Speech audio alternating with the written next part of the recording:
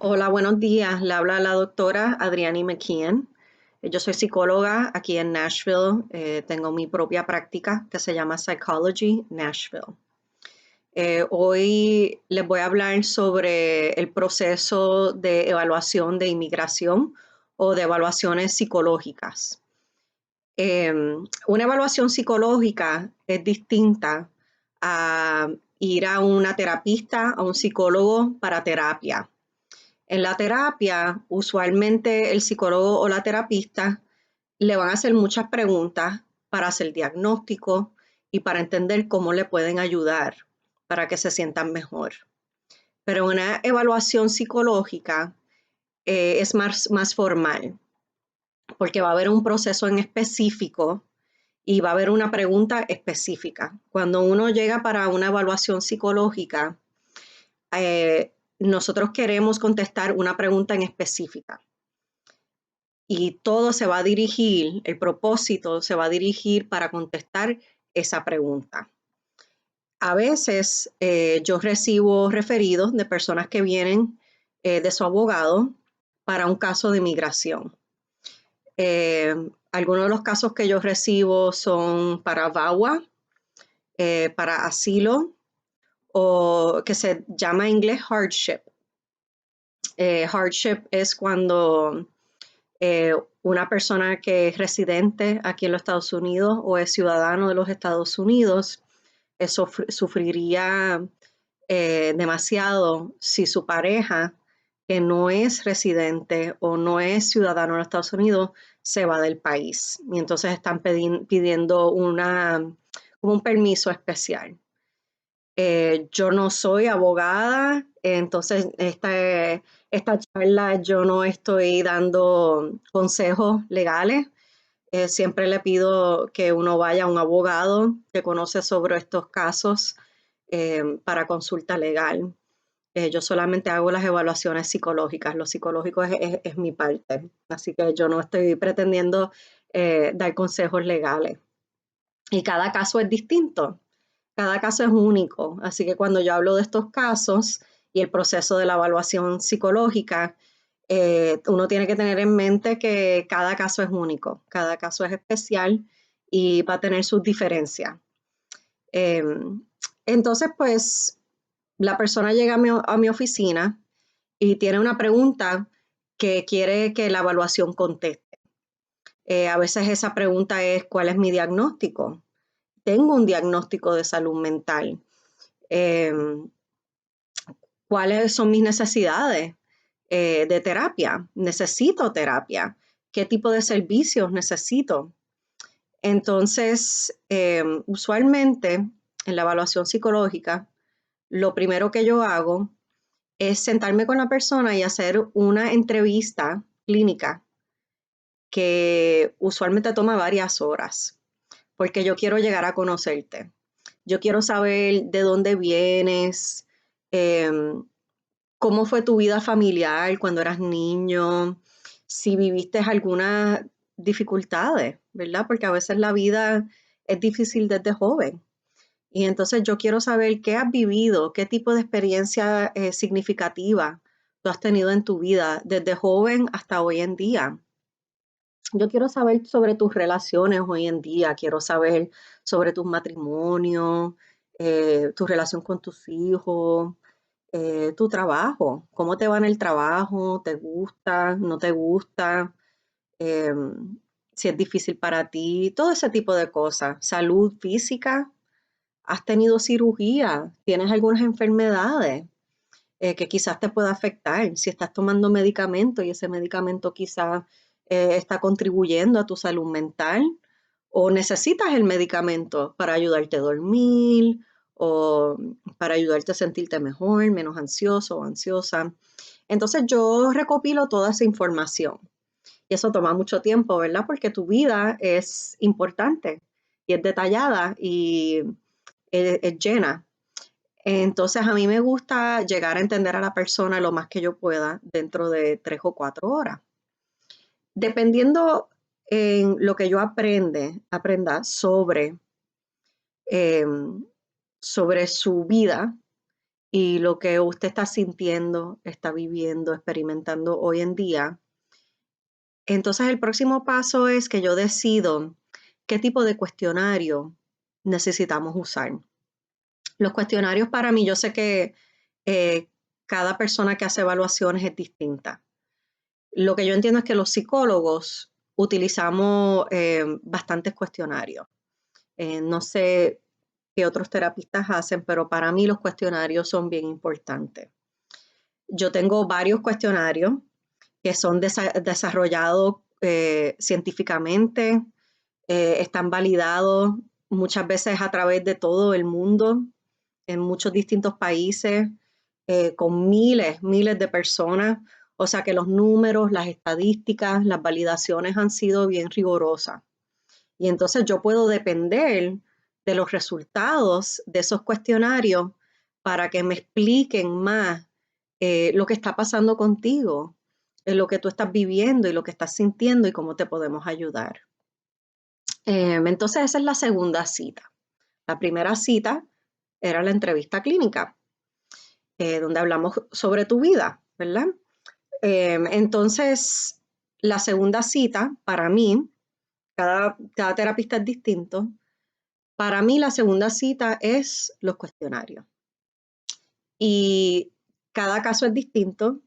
En algunas citas uso muchos cuestionarios, algunos pueden ser bastante largos, algunos no necesitamos muchos cuestionarios, dependiendo de lo que se necesita.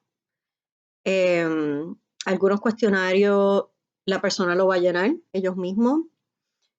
Quizás son preguntas donde solamente tienes que decir sí o no. A veces son preguntas donde uno tiene que decir cierto o falso. Tienen que ver cómo uno se siente, cómo uno es, qué es lo que uno ha vivido. Y otros cuestionarios son más como entrevistas. Entonces yo te hago las preguntas, tú me lo contestas, como hablando conmigo normal, y entonces yo apunto las contestaciones. Y a través de las contestaciones, yo luego voy y miro la información y así puedo sacar información clínica que sea relevante. Algunos cuestionarios son más son quizás 4 opciones. Te hacen una pregunta como, vamos a decir, eh, si lloras todo el tiempo. Puedes decir, no lloro nada, lloro un poquito, lloro algo, lloro varias veces a la semana o lloro todos los días, ¿verdad? Y entonces uno puede escoger a través de ese continuo cómo uno se está sintiendo en el momento. Eh, si uno tiene dificultades en leer, se le hace difícil leer o se le hace difícil entender las preguntas, yo usualmente ayudo a mis clientes, se lo leo. Yo sé que cada persona es distinta y para algunas personas es difícil leer páginas y páginas de cuestionario. Entonces, usualmente yo decido si la persona necesita mucha ayuda, yo me siento con ellos y le hago la pregunta y ellos me lo contestan. En ningún momento yo doy mi opinión, porque yo quiero saber lo que uno está pensando y sintiendo y yo no quiero eh, inyectar mi opinión en eso. Em, entonces, esos son los cuestionarios. Puede ser un día bastante largo. Siempre le digo a mis clientes que cuando están haciendo la evaluación conmigo, que siempre reserven 3 a 4 horas, porque es mucho tiempo, pero yo pienso que vale la pena porque yo me quiero asegurar que yo lo conozco o la conozco bien, que entiendo su experiencia y entiendo qué es lo que usted necesita. Si hacemos una entrevista de 1 hora, ¿qué uno puede cubrir sobre su vida en 1 hora? ¿Verdad? Entonces, la tercera cita, a veces, si yo siento que no, si tengo más preguntas, si usted ha vivido una vida con muchas experiencias y hay mucho que contarme, a veces esa primera cita de la clínica, la entrevista clínica no es suficiente. Tengo preguntas, quiero saber más sobre ciertas partes de tu vida, o veo algunos resultados en los cuestionarios me doy cuenta, oye, yo nunca le pregunté a esta persona sobre esto, o yo quiero saber más sobre cómo esta persona se está sintiendo acerca de esto. Entonces, es posible que pida que vuelva una tercera vez y hablemos más. O quizás decido después de ver las contestaciones del cuestionario que necesito que me llene otro cuestionario. Y entonces esa tercera cita se hace cuando necesito más información. No se tiene que hacer para todas las personas, pero con muchas personas es necesario. Entonces esa tercera cita, pues tenemos otra entrevista clínica, pero más específica, ¿verdad? Más enfocada en la información que yo siento que necesito, o unos cuestionarios adicionales. Entonces, la última cita es cuando ya tengo toda la información y escrito el reporte. Y entonces ahí tenemos una cita de 1 hora. Ya no necesitamos 3 o 4 horas, ¿verdad? Y ahí yo le entrego el reporte. El reporte es en inglés, no lo escribo en español, es en inglés. Y si se le hace a mi cliente difícil leer en inglés o entender lo que está escrito en inglés, me gusta explicarle en detalle lo que está en el reporte, porque es su información, es su vida plasmada en el reporte. Entonces yo quiero que mi cliente entienda qué está escrito ahí. Y entonces vamos por cada sección del reporte, incluyendo conclusiones y recomendaciones. Entonces mi reporte usualmente incluye su información vital, su nombre, fecha de nacimiento. Siempre incluyo que usted me dio permiso para hacer esta evaluación porque no se hace nada sin que usted me dé permiso. Y entonces escribo todo lo que se hizo, ¿verdad? Si tuvimos una entrevista clínica, cuáles cuestionarios utilizamos. También voy a poner en mi reporte observaciones. Si charlamos mucho sobre algún tema, si nos llevamos bien, si se le hizo emocionalmente bien difícil y yo vi que tuvo muchas emociones o muchas expresiones emocionales sobre eso, pues eso se escribe porque eso es importante. También voy a escribir si yo siento que el cliente entendió el proceso o no, porque es muy importante que el cliente lo entienda. Si no entienda algo, entonces le tengo que explicar hasta que entienda, ¿verdad? Tiene que ser un proceso colaborativo. Entonces, la próxima sección en mi reporte es su vida, dónde nació, cómo usted se crió, cuando llegó a los Estados Unidos, si es que viene de otro lugar, sus estudios, ¿verdad? En qué escuela estudió, si era buen estudiante o no, si le gustaba estudiar, su trabajo, su familia actual, si está casado o casada o no. Y entonces, pues ese tipo de cosas. También vamos a hablar de síntomas. Si usted me empieza a contar que se siente triste o que hace 5 años pasó por un momento difícil, si pasó por, vamos a decir que falleció su madre, su padre hace unos años atrás y se deprimió, pues entonces todo eso lo voy a poner, porque esos son partes importantes de tu vida y es importante que yo capture eh, todas las partes importantes de la vida de uno. Después de eso, también incluyo entrevistas de personas adicionales, si es necesario. No lo hago en todos los reportes.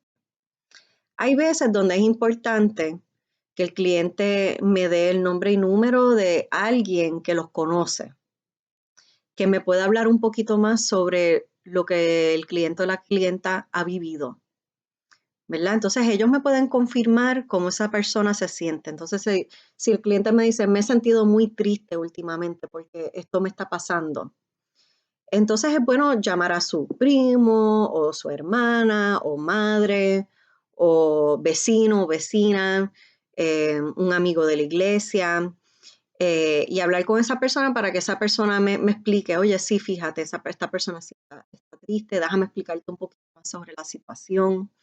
Y eso yo lo incluyo en el informe, porque es mucho más poderoso eh, contar su historia cuando no solamente viene de uno, pero también viene de la persona, de algunas personas que te conocen. Porque a veces a uno se le olvida, sí, ¿verdad? Esto me había pasado. O sí, es verdad, yo no he estado durmiendo y se me olvidó. Pero la otra persona sí me lo cuenta. Y entonces pues ahí tengo más información. Y esa información la puedo pasar en el reporte. El objetivo del reporte es coger la información de distintos lados, de distintos puntos y traerlo todo junto en una conclusión, ¿verdad?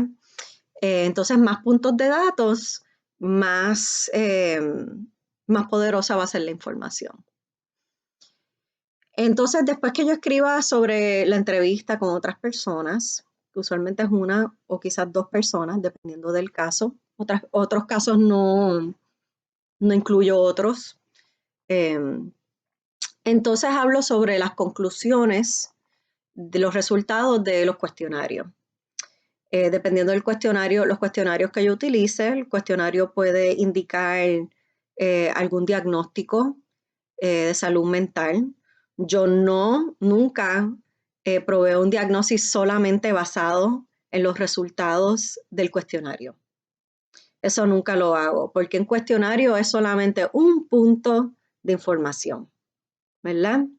Entonces yo utilizo la información en los cuestionarios, pero entonces lo traigo junto con la entrevista clínica, ¿verdad? Con lo que usted me contó. Hay gente que se preocupa porque dice, si el cuestionario dice esto, entonces ya, eso es lo que va a decir y eso es lo que van a poner. No, nunca es así. Yo tengo que mirar toda la información y los resultados del cuestionario es solamente un punto de información. No solamente me baso las conclusiones en ese punto. Y no solamente uso un cuestionario, uso varios.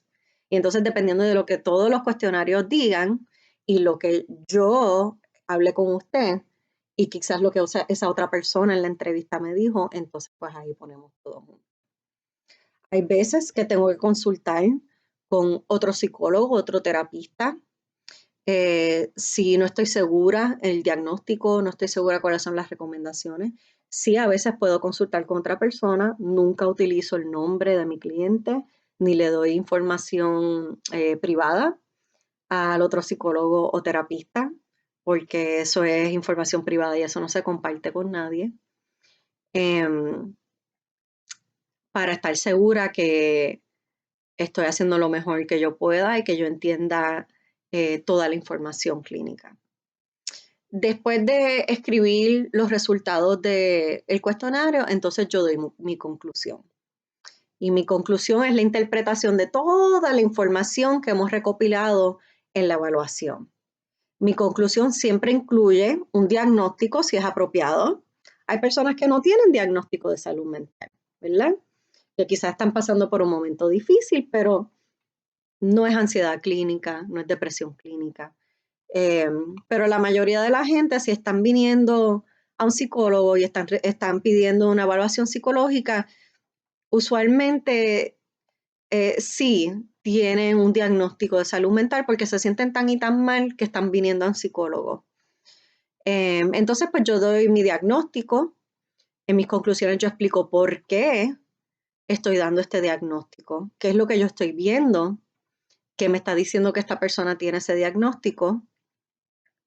Entonces hablo cómo este diagnóstico está afectando a la persona y entonces doy mis recomendaciones. Si la persona tiene un diagnóstico de salud mental, casi siempre yo voy a recomendar terapia, porque la literatura científica de las últimas décadas han demostrado que la terapia es muy efectivo en ayudando casi todo tipo de diagnósticos de salud mental. Em, y entonces, dependiendo de qué otras cosas yo veo, entonces también doy otras recomendaciones adicionales. Em, Ese es el proceso básicamente básico.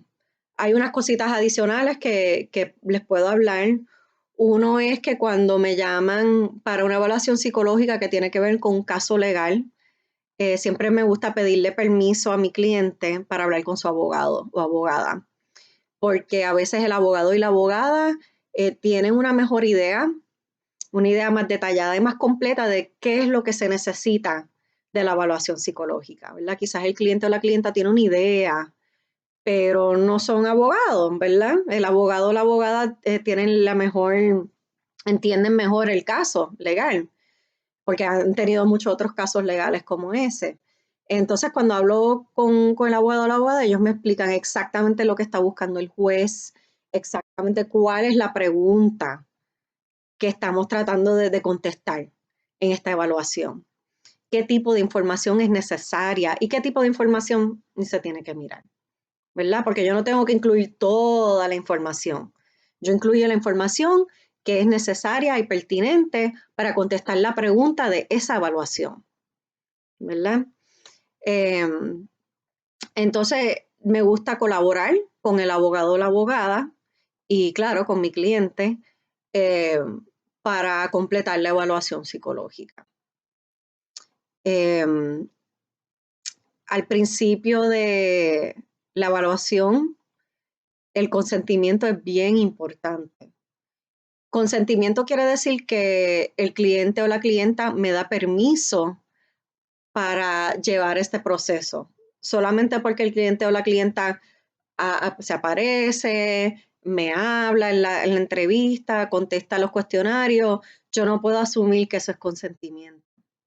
Para mí, el consentimiento quiere decir que el cliente o la clienta entiende exactamente lo que se está haciendo en el proceso y el por qué, ¿verdad? ¿Qué es lo que va a pasar después del proceso? ¿Con quién se va a compartir esta información? ¿Verdad? Em, ¿Cuáles son las responsabilidades del cliente o la clienta? Porque el cliente y la clienta tienen que ser honestos conmigo. Si no son honestos conmigo, entonces la evaluación psicológica no vale nada, ¿verdad? Y yo sí tengo medidas, cuestionarios que sí tienen unos procesos de validación, que si la persona está mintiendo a propósito, ¿verdad? Porque nadie tiene una memoria perfecta. Eso no es lo que necesitamos. Y a veces uno se siente bien hoy, se siente mal mañana. O sea que todos cambiamos de parecer. No estoy hablando de eso. Cuando una persona llega y está mintiendo a propósito, porque ellos quieren algo en específico, no me ha pasado mucho. Me ha pasado muy pocas veces, pero es posible, ¿verdad? Cuando uno tiene un caso legal que quiere algo en específico del proceso, si están mintiendo adrede, mis cuestionarios lo van a encontrar. Entonces es bien importante que el cliente entienda que pueden ser honestos conmigo, porque yo no se lo voy a contar a nadie, ¿verdad? Yo no voy a incluir, no voy a compartir esa información con nadie a menos que mi cliente quiera que yo comparta esa información. Esa información es privada, es como ir al doctor y el doctor te hace una evaluación física, esa información no le pertenece a nadie más. Ese doctor no, o esa doctora no puede compartir su información con nadie. Y es exactamente como esto, le tengo que explicar a los clientes que esta es una evaluación completamente privada. Nadie tiene permiso para enterarse de la información que yo recopilo. Es bien importante que entiendan. Si me da permiso para compartirlo con su abogado, pero después cuando hablamos sobre los resultados uno decide que no quiere compartirlo con su abogado, usted está completamente en su derecho de no compartirlo con su abogado. Usted no tiene que compartirlo con nadie. Es más, no se tiene que llevar el informe si no quiere. Y yo me quedo con él y ahí se queda eh, como un informe médico, ¿verdad? Eh, yo honestamente cuando estoy haciendo el proceso de evaluación, eh, me gusta hacer evaluaciones terapéuticas. Eso quiere decir que yo no quiero que cuando la persona acabe este proceso de evaluación se sienta peor que cuando empezó. Yo sé que para muchos clientes hablar sobre su vida, especialmente partes dolorosas de su vida que a veces no se lo han contado a nadie, eh, es bien difícil y es bien doloroso y puede afectar a uno psicológicamente. Así que mi objetivo, primero que nada, compilar la información, pero segundo, me quiero asegurar que la persona se sienta segura emocionalmente, que en ningún momento se sienta que yo los estoy empujando, los estoy obligando, los estoy juzgando por la información. Yo quiero que la persona tenga, eh, pueda tomar su tiempo, que sienta paciencia de mí, que sienta empatía. No es terapia, pero que se sienta segura o seguro en contar su historia de una manera completa, detallada, eh, sin sentirse mal, sin sentirse obligado, empujado, juzgado. Entonces, para mí ese es un segundo objetivo. A veces, al final de la evaluación, del proceso de evaluación, cuando acabamos y le entrego el informe, el cliente o la clienta dice que aunque tenían miedo a entrar en este proceso, se sintieron mejor al final, porque pudieron sacarlo, pudieron hablarlo, pudieron entender eh, ciertos eventos en su vida y cómo les ha afectado. Y mi esperanza es que si lo necesitan, que vayan a un terapista que los pueda ayudar. Yo no doy terapia después de hacer una evaluación psicológica, porque son dos procesos distintos. Tampoco hago evaluaciones psicológicas una vez que entro en un proceso de terapia con un cliente o una clienta. Si después de ser terapista, mi cliente o clienta decide que necesita una evaluación psicológica, lo refiero a otra persona, porque es mejor mantener eso separado. Es mejor que la terapista tenga su rol y que la persona que está proveyéndose la evaluación psicológica tenga su rol y que sea completamente separado, y así la persona dando la evaluación puede ser completamente objetiva y se puede enfocar solamente en contestar la pregunta de la evaluación. Entonces, pues estas son, yo entiendo que de una manera bien básica y sencilla, este es el proceso de evaluación psicológica. Lo estoy hablando más de un punto de vista de evaluaciones con casos legales, porque eso es lo más que me llega, eso es lo más que eh, yo tengo más experiencia. Yo sí hago evaluaciones psicológicas fuera de eso. La mayoría del tiempo la gente, si no es para un caso legal o algo más formal, deciden ir en terapia y yo apoyo esa decisión porque uno se beneficia mucho más en términos de salud mental con terapia. Una evaluación psicológica también es más cara, ¿verdad? Una evaluación psicológica puede ser $1,000, $1,200. Si es una evaluación neurológica puede ser hasta más. Yo no hago evaluaciones neurológicas. Pero puede ser muy caro. Y entonces uno se beneficia mucho más de terapia, que es más barato, y el objetivo de terapia es ayudar a la persona a sentirse mejor. Y entonces son dos objetivos muy distintos. Así que yo les recomiendo que si no necesitan una evaluación formal, dependiendo de su caso, es mejor ir y recibir terapia. Yo sí hago evaluaciones para adultos y también para niños. La evaluación psicológica para niños, por lo menos para mí, es un poco distinto, porque sí tenemos la entrevista clínica, pero no es de 3 o 4 horas. Los niños no aguantan eso. Entonces, usualmente tengo una evaluación, la primera cita Es una entrevista con la madre, el padre, la persona que está cuidando del niño, ¿verdad? Si es una abuela o un tío que está cuidando del niño o la niña. Entonces yo me siento con ellos y tenemos una entrevista clínica y entonces ellos me dan una mejor idea de lo que está pasando con el niño o la niña y cuál es la pregunta que queremos contestar, cuál es el objetivo de la evaluación. Entonces, en la segunda cita, me siento con el niño o la niña, dependiendo de la edad del niño o la niña, me hablan más o nos sentamos a jugar. Y mientras jugamos o dibujamos, hablamos un poquito más sobre la experiencia del niño o la niña. Pero ya no es tan enfocado, ¿verdad? No es la entrevista no es tan estructurado porque los niños no piensan así, ¿verdad? Los niños eh, visitan un momento difícil y después se van a otro lado emocional porque necesitan ese alivio emocional, no pueden estar todo el tiempo hablando de momentos difíciles en su vida.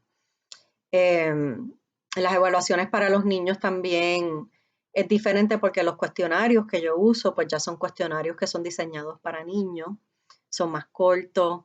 Dependiendo de la edad del niño, yo no le pido que lo conteste ellos mismos, yo se los leo, les leo las preguntas y ellos me dan las contestaciones.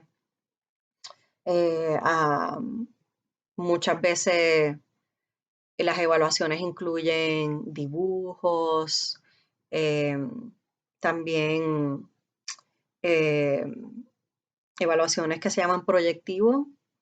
Los proyectivos son más que yo le demuestro dibujos. El niño o la niña me habla sobre el dibujo, me habla sobre cómo se siente sobre el dibujo. Y entonces hay un sistema bien sofisticado y científico para determinar muchas cosas sobre la vida emocional del niño o la niña y psicológica. Pero el informe es similar al informe que yo hago para el adulto o la adulta, porque al final, o sea, yo hablo sobre la vida del niño o la niña, la entrevista con otra persona, los resultados de las pruebas y mis conclusiones y recomendaciones. A mí me gusta asegurarme también que tengo consentimiento del niño o la niña, no importa cuán pequeño, porque yo no quiero que ellos no entiendan el por qué, ¿verdad? Así que yo le explico el porqué de la evaluación a su nivel, el nivel que ellos puedan entender. Y también en la última cita, cuando doy los resultados y las recomendaciones, me gusta explicárselo al niño o la niña, porque yo quiero que ellos se sientan parte del proceso, ¿verdad? Entonces quizás hablo con el padre o la madre separado y entonces traemos el niño o la niña y le explicamos a su nivel qué encontramos y les pregunto, ¿qué te parece? ¿Te parece que está bien, que encaja con tu experiencia o no? Y hacia el niño o la niña siente que tienen una voz en el proceso. Entonces, pues yo siento que he podido explicar lo que pasa en evaluaciones psicológicas. Yo puedo dejar mi email eh, con la información de conferencia si usted tiene alguna pregunta específica sobre evaluaciones psicológicas. Con mucho gusto se lo puedo contestar. Entonces, pues espero que pasen un buen día y que disfruten del resto de esta conferencia. Gracias.